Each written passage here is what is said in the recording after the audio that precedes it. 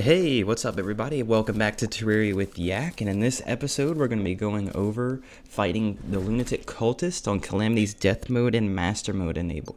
So right away you want to, for melee, you want to switch to True Melee for the first couple of strikes because he does spawn above the player here.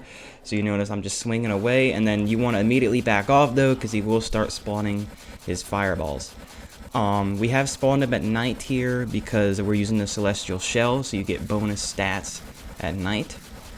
And last thing I'll say here is we're using the Briny Baron, and that's one of the best weapons for Lunatic Cultist for melee because it has the homing projectiles, and it's trying to fight this boss without homing projectiles. You're just making it more difficult than it has to be, and that goes for any class.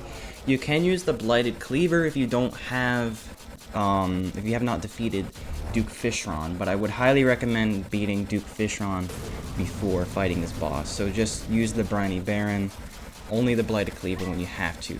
So let's get into this boss. Let's dissect it a little bit here. So you notice he repeats the same attack patterns throughout the entire boss fight. It doesn't really increase in difficulty that much.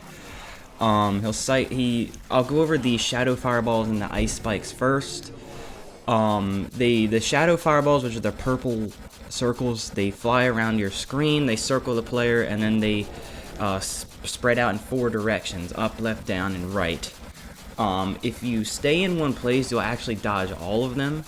The problem is the Ice Spikes and the blue stars will often overlap with them, and you're forced to move. So in that case, you want to move, you want to make as minimal movement as possible while dodging all of them. You see right there, the Ice Spike was coming after me, but the blue, and so were the purple fireballs. So you just have to really try to not move as much as possible. The next, you've got the lightning, and then you've got the ritual. The ritual is when he summons copies of himself, and it can become difficult to tell which one is him, and you have to hit the right one before the time runs out. And if the time runs out, then the dragon spawns, and you don't want the dragon to spawn because it does a lot of damage. It's not that difficult to tell which one is him. Often the copies are a different color, so if you just point out the one that's an off color, that's usually the real one. Also, the real one is often bigger. The sprite is a little bit larger than the fake ones. But yeah, the Phantasmal Dragon spawns, the fight becomes very difficult.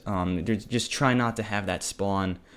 Even if you have to take damage, it's definitely worth it then at that point. If you have to take damage to prevent the dragon from spawning, that's definitely worth it. The last thing I'll say here is the wings. I'm using the Empress wings. They don't have a lot of flight time, so there are other options for you, like the Fishron wings and the Betsy wings, maybe if you're into hovering. You can also still be using like the Tattered Fairy wings, or maybe the Hadal Mantle if you're using Hydrothermic. But I think the Empress wings are good here. You don't need a ton of flight time for this boss. If you build the correct amount of platforms, you should be fine. And the bonus for the Empress wings is if you hold up, you fly up faster, and that can be useful in some parts in this boss fight. But anyways, thank you guys very much for watching. Have a wonderful day.